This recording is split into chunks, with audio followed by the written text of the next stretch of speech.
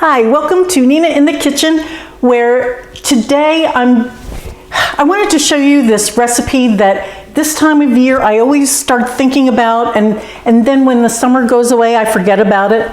It's perfect for a picnic or a cookout. It's a great vegetarian option for people. Great light meal at this time of year, so here we go. I'm putting together a salad that gets marinated. And what's in the salad are green beans. I have 1/3 pound of green beans that have been steamed and cooled, and I cut them into bite-sized pieces. I have, this is 1 pound of chickpeas that I've soaked, I cooked, and now this weighs 1 pound after it's been cooked. So I would go 3 cans, 3 16-ounce cans on this. 1 cup of black olives. And these are just the California olives, nothing, they're not cured or anything. This is a 6.5-ounce jar of marinated artichokes, or macerated, and I'm keeping the liquid because there's some flavor there. I take the artichokes out and I cut these into bite-sized pieces, and now there's a vinaigrette that goes together.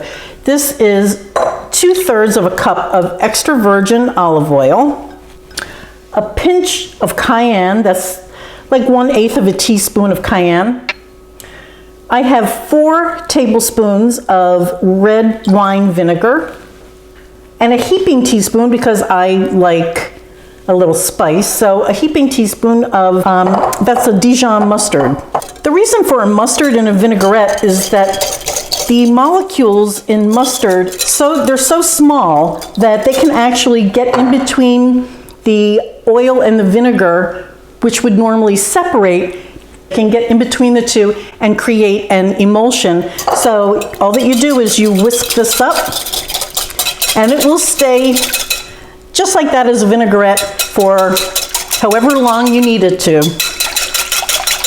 This is a French whisk, by the way, which is perfect for doing sauces or dressings.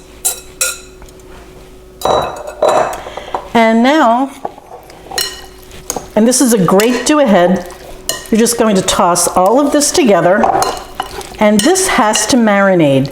You need to marinate it for several hours, and overnight is best. Then there's a few other ingredients to go into this, and when we come back, I'll show you what those are. Well, this has been marinating all day, and here's what it looks like.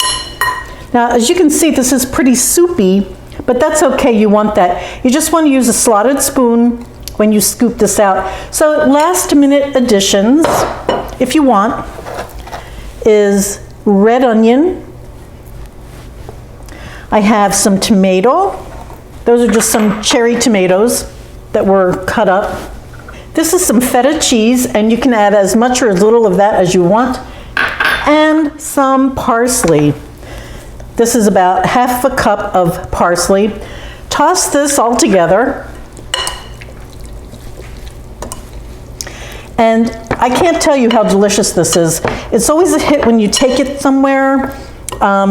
Like I said, it's a great vegetarian option, perfect for cookouts. Perfect for beach food, you know, lunches at the beach, because as you can imagine, it's kind of sloppy to eat, but it's delicious. So the 2 breads that I would recommend using are these flat breads. There's no pocket in here, but that's a great place to put your sandwich and then eat it that way. The other way is in a pita with the little top cut out, but I'm telling you, these will fall apart. So, but if you don't mind getting the juices running down your elbows as you eat something really yummy, then either one of these is delicious. I hope you try this recipe. Thank you so much for watching. Please like and subscribe on YouTube. It's free. I'm on Nina in the Kitchen on Facebook and ninainthekitchen.net for the recipes. Thank you so much again. Bye, guys.